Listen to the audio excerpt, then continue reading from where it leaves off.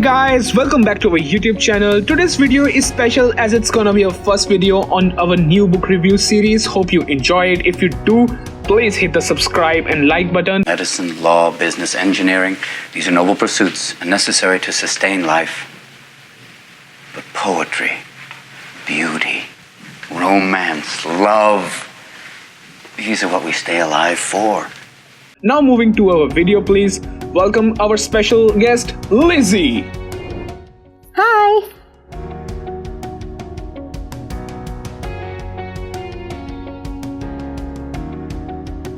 So to answer how I got into reading is kind of hard because there's almost two different pieces. There's the how I got into books part and then the how I got into reading part. So how I got into books was when I was in elementary school.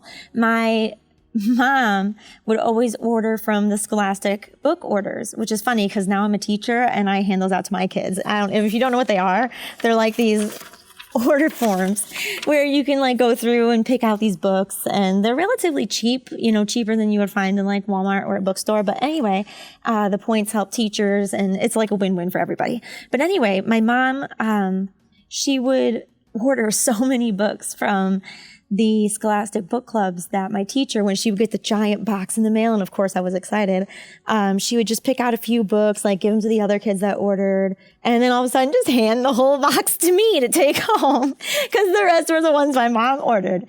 So that kind of got me hooked onto like the fact of just having books around. And now I am almost shameful to admit that I have over 6,000 books between my classroom and home. But getting into reading is kind of a different story because I was actually a struggling reader. Reading for me was very hard through elementary and probably most of middle and high school. Reading didn't come easy. It was hard. I was a very slow reader and, things didn't stick all the time. But the older that I got, I started to find books that I actually found interesting. It was hard in middle and high school because most of the time the books are picked for you by your teachers. And being able to find books on my own as I became an adult and on my own and going to the library to pick my own stuff, finding my own little niche or whatever, that kind of helped me get more into reading and finding things that I enjoy. Got me more interested and becoming a stronger reader. So now I love it. I love being able to just pick up a book and be in a different world or a different place or, experiencing something that I can't experience in my own backyard.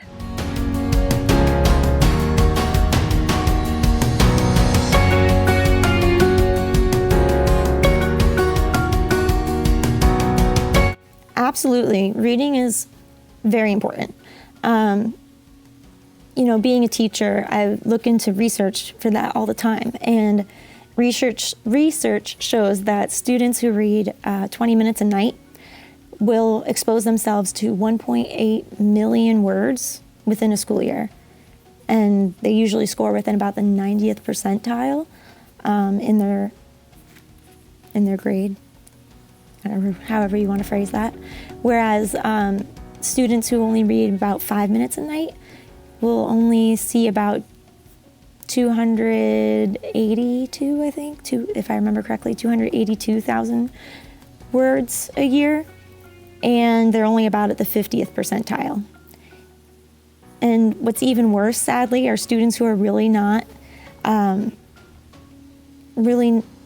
challenging themselves or just not motivated to read, and maybe they only read 1 minute a night, think that's even less. So maybe they're only seeing like 8,000 words a year, and they'll score probably within about the 10th percentile. So absolutely, reading is so important. It expands your vocabulary, it allows you to build your memory, you can visualize things, have an imagination, which I find in the classroom, a lot of my students don't have. We practice visualizing all the time, and some of them say, I can't see it. It's sad, but it's super important to be able to read and read well.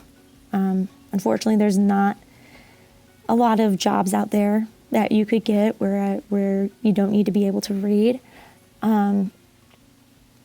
And it's one of those things you just got to be able to do and know how to do and do well.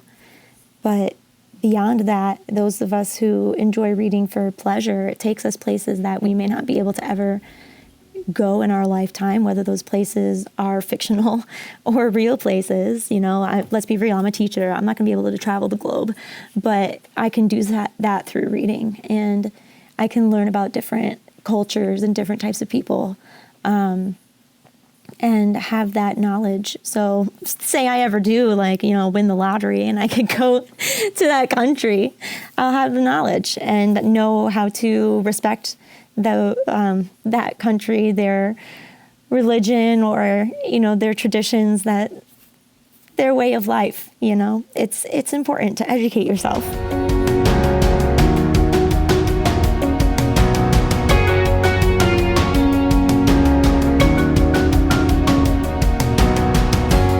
Being an avid reader has affected my life in many ways. Like I've said before, it's allowed me to just go to places that either don't exist or they do. I just can't make it there. But even so, I'm able to have knowledgeable conversations with people, or, you know, just spread that knowledge too. Being a teacher, that's kind of what I do. But what's nice as well is being able to share that love of reading with my kids.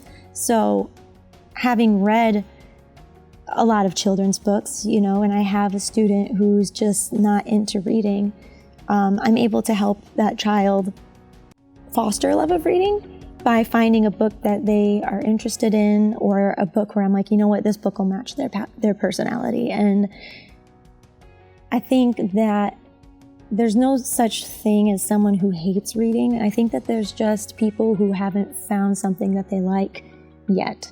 And that's something that I embrace in my classroom, and I love seeing my kids get very excited when our book boxes arrive, or, you know, this curtain behind me hides my special books, and I let them dig back there every once in a while. And they actually start to fight over books. And, you know, I think the fact that I value books and share how excited I am about books affects the students in my classroom, because they start to value books, which in a way affects me too, because I want my students to do well on the tests at the end of the year. Teachers, you get what I'm saying? But no, I think it's just nice to be able to see that come full circle, I guess, is where I'm going. If any of that makes sense. Not sure if I answered that question the right way, but that's what I got.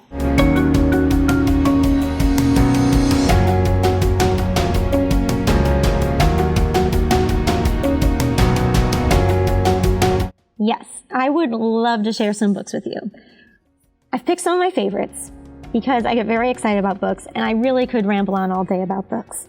But I limited it to maybe like 7. I hope that's okay. So, with no further ado, my first favorite is The Invention of Hugo Cabre by Brian Selznick. Yes, it's a movie. Don't cheat. The book is better. Anyway, I'm a teacher, and I always used to do this book for my novel study in 5th grade. And what's really funny is this book is like this thick, and when you set it on the desk, the kids' eyes all pop because you set it down and it goes, whoa. But anyway, Brian Selznick is a wonderful author, but I think he's an even more amazing artist. So, The Invention of Hugo Cabre is about a boy who's essentially orphaned, and he's trying to fix this automaton that was pulled from a museum fire because he feels that it holds an important message. His father's gone, right? So this story is actually told mostly through images, which I think is great for kids who are a little apprehensive for reading, because when they first see that book and they see how thick it is, they're like, no way, we're not reading this book. But as they start flipping and they see all these wonderfully detailed images, they're like, oh, I kind of like this. They're still words, but still. The images are great, and they're very, very, very detailed. The book is a wonderful read. I loved it as an adult. I didn't even read it until I was probably like 22. And I think I read it all in one sitting. I couldn't put it down. It's a great book. Absolutely great. I recommend it 1000%. Go to your library and get it right now. Another book I recommend, I swear I can teach. I swear. So I have dyslexia. That's also why reading was hard for me. Anyway, back on track. Another book that I recommend is Wish Tree by Katherine Applegate. You might recognize her name because she wrote the one and only Ivan, which is told through the perspective of a gorilla. Another favorite of mine, if you haven't read it. But anyway, not many people know this one. This is Wish Tree, which is told through the perspective of the red oak tree. His name is Red. He's a 216-year-old red oak tree who has been in his community, obviously since he was a sapling. And he has seen much change in his community. One of those changes is that there is much more diversity. So every year, everyone goes to Red and they decorate him with their wishes. Unfortunately, though, this year, someone carved in the bark the word leave. And what they're referring to is a Muslim family that moved into the community that year. It's a good book for kind of having those conversations with younger kids about those racial indifferences or even religious differences. She doesn't really go too in depth with it. There's not any violence or anything. But what happens is that because of that, the lady who, I guess, owns Red is on her property, she's thinking of cutting Red down. Will she cut him down? You're going to have to read to find out. Hey, remember when I said books are better than the movies? My next recommendation is the Harry Potter series. For real, books are better than the movies. But also, I love making books come alive for my students. So when I taught 5th grade, my room was basically like the Harry Potter room. It really was. And my kids were sorted out into houses. They had actually, they went through the sorting hat ceremony. I would hold a sorting hat over their heads and they were sorted into their houses. Yes, I am that much into Harry Potter. And they loved it. They actually earned house points and it got them into reading. They actually fought over my Harry Potter books to read Harry Potter. Anywho, books are better than the movies. Read them. You gotta. You muggles. Do it. Okay, but for real, Harry Potter, if you don't know already, because it's quite a hype, is about a boy who, he's born, doesn't know that, he's a wizard. He lives with his aunt and uncle, and all of a sudden, hey, you're a wizard, Harry. But, that was a terrible impression. But he's a wizard, so he goes to Hogwarts, and it's very action-packed and adventurous. And what I love most, though, is that these books grow with the audience. So, like in book 1, it's kind of maybe more for like a 5th grade, 11-year-old audience. Book 2, 12-year-old, 13-year-old. You get what I'm saying. Oh, I was not pointing to book 3. Sorry. You get what I'm saying. They grow with the audience. And that's what I love about what J.K. Rowling did, is that as she wrote her books, it tends to grow with the audience. The more that the adventure becomes more intertwined, or, there's deaths, we start to deal with that as teenagers, So yes, I definitely recommend these books as well, especially if you have older children, teenagers that are a little apprehensive to reading as well. The next book that I chose was actually one of my favorites in middle and high school. It's Mouse by Art Spiegelman.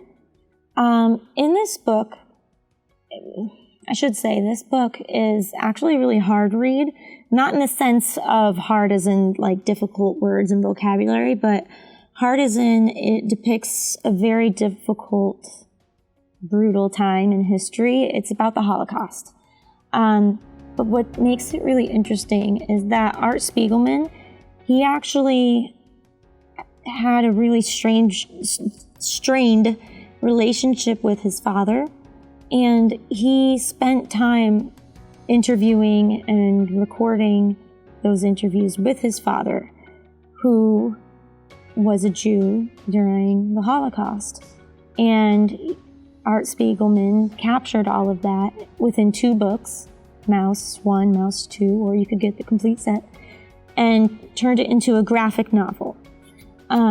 So this graphic novel is actually an autobiography in a sense.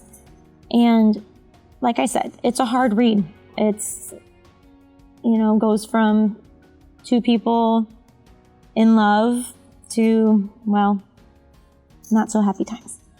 An interesting concept too is that, all the Jews are drawn as these wide-eyed mice, and the Germans are drawn as cats.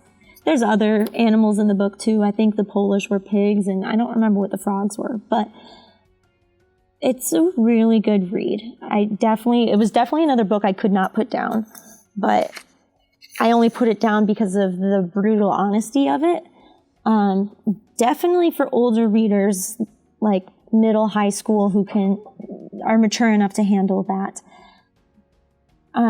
Definitely a recommendation too for the people who might be a little, not strong readers or just kind of shy to reading, because of the sense that it is a graphic novel. There's lots of images, and it's like reading a comic book. A graphic novel is essentially a comic book. My next recommendation is also a graphic novel series, but this is definitely an adult graphic novel series, like definitely 18 plus, because there's a lot of inappropriate things in it, but the storyline is so good, y'all.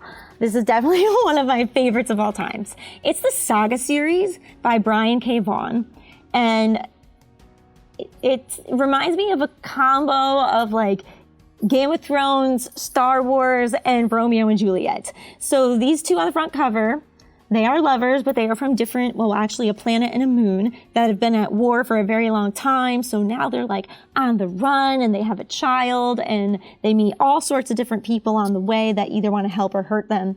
And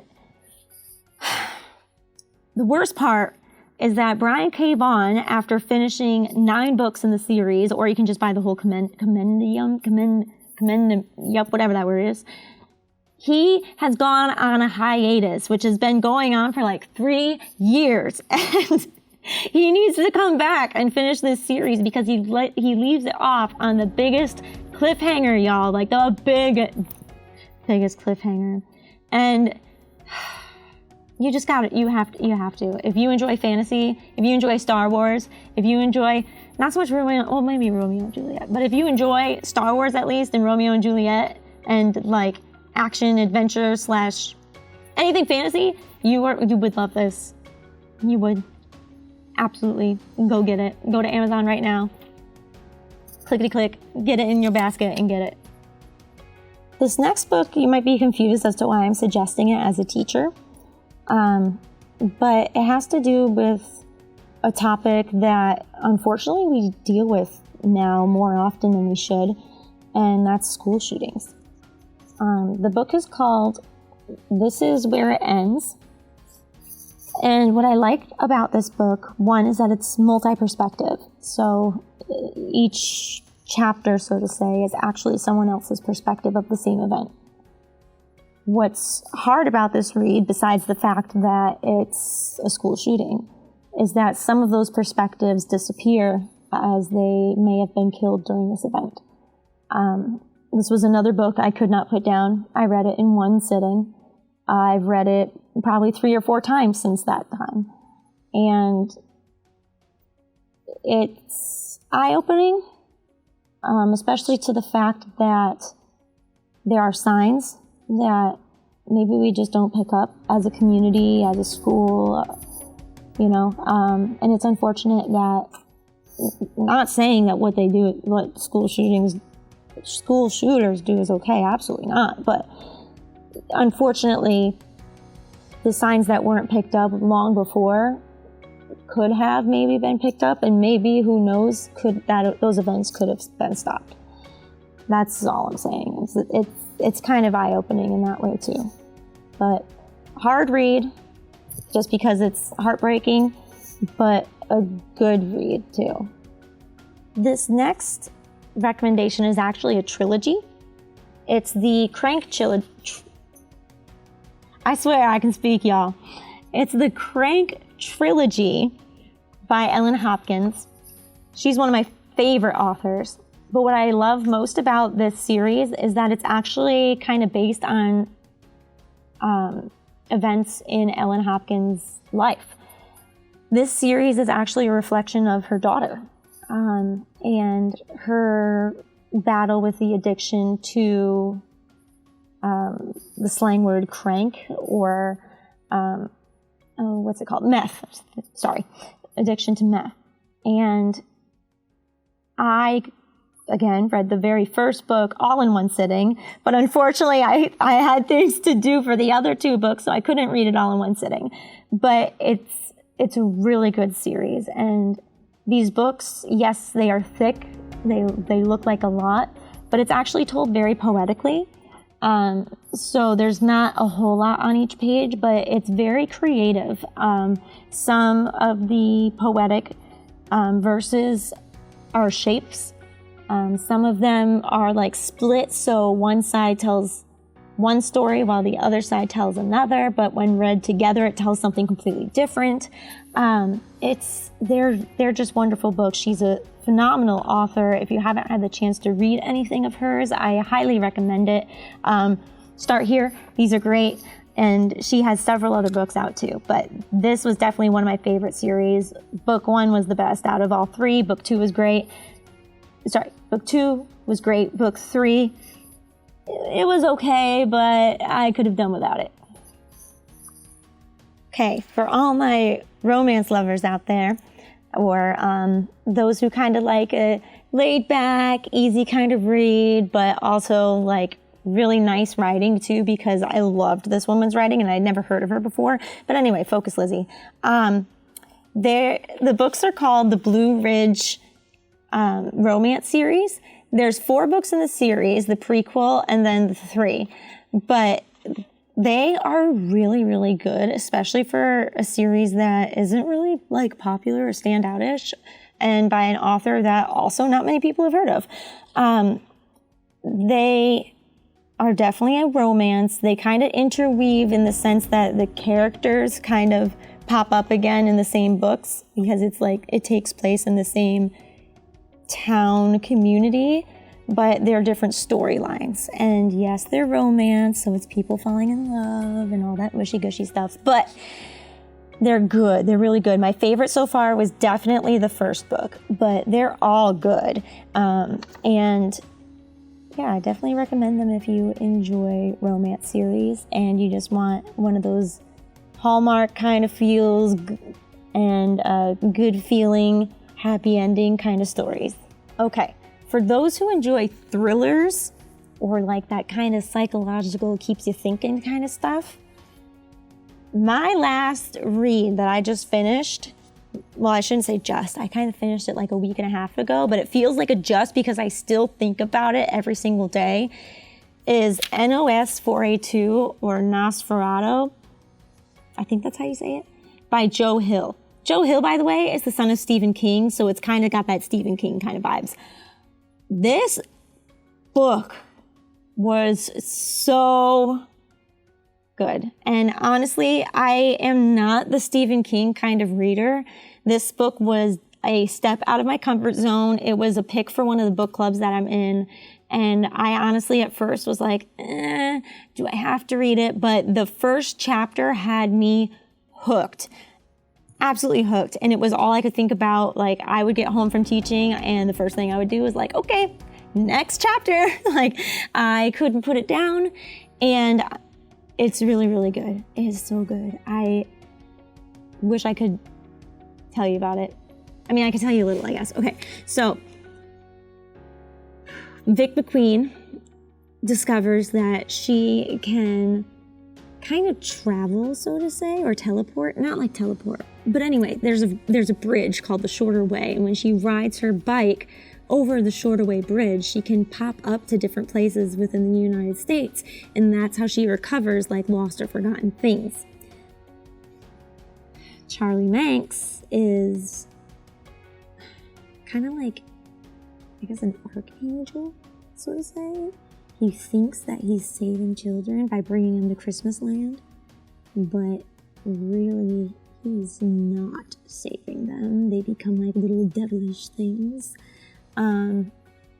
Fast forward to when Vic McQueen has her own kid, Charlie Manx steals him, and you have to read the rest of the book to find it out, because I am not going to tell you what happens, but the last half of the book, I was just like flip, flip, flip, flip. Like I had to figure out what was going to happen. I couldn't put it down. Sad thing, oops. Sad thing is that Hulu has out their series of this book. I'm only 2 episodes in, I'm already disappointed because of how many differences there are between the book and these 2 episodes.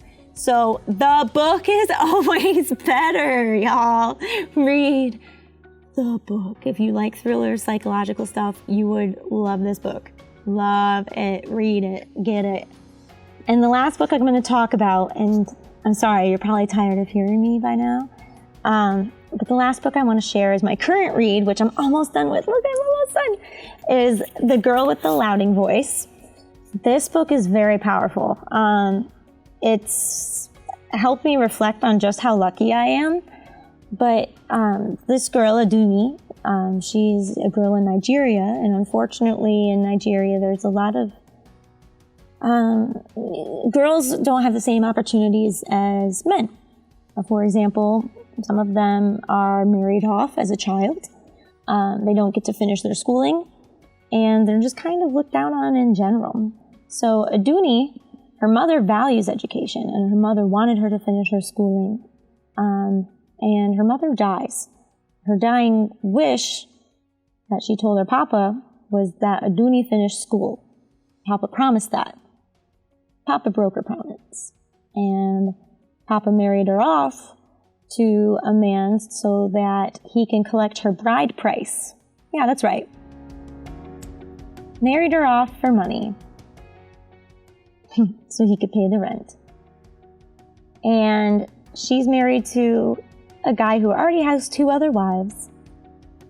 And he's really old. Ugh. And this book is definitely for adults because things happen. But she helps one of the wives who is pregnant, and pregnant with her lover's child, not the husband. And she dies. And in Nigeria, they don't always believe what the women say.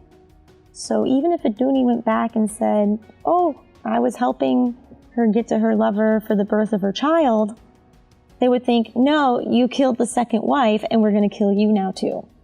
So she's on the run. I'm not going to tell you what happens.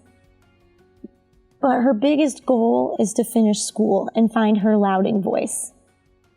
She wants to be able to be heard. Yeah, thank you so much, Lizzie, for joining us today. It was a lot of fun. Guys, don't forget to check out Lizzie's bookstagram and tell us in comment section how you like this video. We will surely come up with the new videos soon.